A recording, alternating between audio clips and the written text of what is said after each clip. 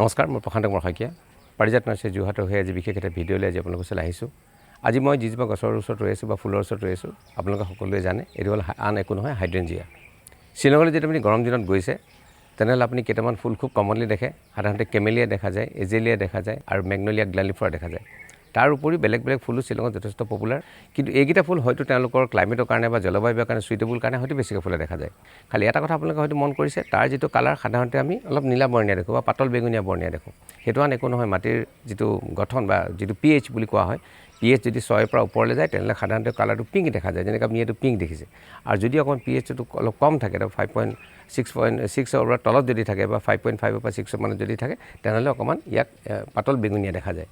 সেইটো মাটিৰ কাৰণে তাৰতম্যটো হয়। ফুলজোপা খুব সাধাৰণ কমনলি আমাৰ মানুহে দেখা যায় আৰু আমি locally commercially forget me not বুলি কওঁ।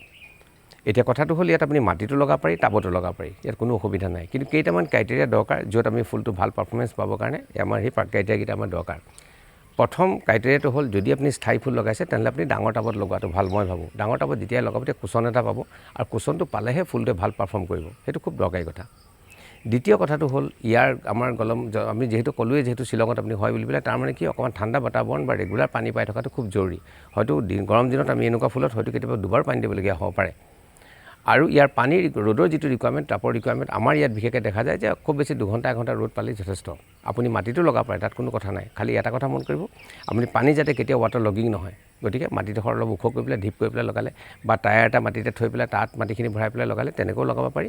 পানী যাতে সহজে পায় সেইটো আপুনি ব্যৱস্থাটো কৰি থ'লে। আৰু দ্বিতীয় কথা, যাতে ৰ'দ 1 ঘণ্টা বা 2 ঘণ্টা পায়। ৰ'দৰ কথাটো খুব ইম্পৰ্টেণ্ট। যদি ফুল ছানত থাকে তেনেহ'লে গছটোৱে ভাল পাৰফৰ্ম নকৰে। ছেকেণ্ডলি আৰু এটা কথা দেখা যায়, যিহেতু এইটো গৰম দিনত ফুলে আমি দেখিছোঁ যে মাৰ্চৰ পিছত আমাক ফুলা দেখা যায়। গতিকে ফেব্ৰুৱাৰী মাৰ্চৰ এই সময়ছোৱাত আপুনি অকণমান তাত যিটো মেনিয়ৰিং সেইটো আপোনাৰ কৰাটো অলপ দৰকাৰ হৈ যায়। বিশেষকৈ গুৰিটো খুচৰি পেলাই আমি সাধাৰণতে ইয়াত আমি এইটো দিওঁ, অৰ্গেনিক মেনিয়ৰটো আমি দিওঁৱেই। পচা গোবৰ আপুনি দিব পাৰে, ভাৰ্মি কম্প'ষ্ট দিব পাৰে বা আপোনাৰ যদি হাতত থাকে বন মিল আপুনি দিব পাৰে বা বেলেগ সাৰ আপুনি দিব পাৰে। কিন্তু তাৰ উপৰি মই দেখোঁ ভাল পাৰফৰ্মেঞ্চৰ কাৰণে ফুলৰ আমাৰ DAP ডাইএমনিয়াম ফচফেট আপোনাৰ দৰকাৰ হয়। এতিয়া বহুতৰ এটা ধাৰণা থাকে যে কেমিকেলটো বেয়া নেকি। কেমিকেল একচুৱেলি বেয়া বুলি কথাটো নহয়। ইনছেক্টিচাইড পেষ্টিচাইডকেইটা হয়তো কিছুমান ক্ষেত্ৰত কিছু কথাত আপোনাক শৰীৰত হাৰ্ম কৰিব পাৰে, কিন্তু কেমিকেলে DAP হয়তো ফুলত দিলে মই হয়তো ইমান হাৰ্ম কৰিবলৈ আমি নাভাবোঁ। কিন্তু এটা কথা ঠিক, গছজোপাৰ পৰা সদায় আঁতৰাই পেলাই সাৰটো দিব লাগে। DAP যদি দিয়ে সদায় কম। যেনে ধৰক এনেকুৱা এজোপা গছত মোটামুটি ধৰক এচামুচমান DAP যথেষ্ট। এতিয়া এই ফুলখিনি ধুনীয়া হোৱাৰ এটা কাৰণে মই কৈছোঁ যে আমি DAP দিছিলোঁ, তাৰ কাৰণে পাৰফৰ্মেঞ্চটো বেছি ভাল হৈছে। সেইটো আপোনালোকে লক্ষ্য কৰিব লাগে। লগত আপুনি অলপ সাধাৰণভাৱে মিউৰেট অফ পটাছো দিব পাৰে, MOP। তাৰমানে পটাছ আৰু যদি DAP দুইটা বস্তু ফুলত থাকে তেনেহ'লে সি ফুল আৰু গছজোপাৰ ফল যিকোনো দুইটাৰ বাঢ়নত ই আপোনাক যথেষ্ট হেল্প কৰে। এতিয়া কথাটো হ'ল ফুলজোপা ফুলি যোৱাৰ পিছত এনেকুৱা যিকেইটা ঠালি আমাৰ থাকি যাব, যিকেইটা ফুলজোপা ফুলি যোৱাৰ পিছত এই ঠালিকেইটা আমি প্ৰুন কৰি পেলাই কলম কৰি দিলোঁ আৰু কলমৰ পৰা সহজে আপুনি ইয়াৰ পুলি বনাব পাৰি। আৰু যদি প্ৰয়োজন অনুভৱ কৰে 2 বছৰ বা হৈ যোৱাৰ পিছত এবাৰ আপোনালোকে পটটো যেতিয়া চেঞ্জ কৰিবলগীয়া হয়, আপোনালোকে কেনেকৈ কৰে নাজানো, বহুতে প্ৰত্যেকৰ পদ্ধতি বেলেগ বেলেগ। যিটো আমি কৰোঁ, অকণমান সৰহকৈ পানী দি থৈ দিওঁ, অকণমান দেৰি কেনে ৰাখি দিওঁ। তো 2জন মানুহৰ দৰকাৰ হয়, আমি পুলিটো উভতাই পেলাই ধৰোঁ, ধৰি পেলাই টাবটো ধৰি পেলাই লাহে লাহে হিলাই দিয়াৰ পিছত টাবটোৰ পৰা পুলিটো ওলাই যায়।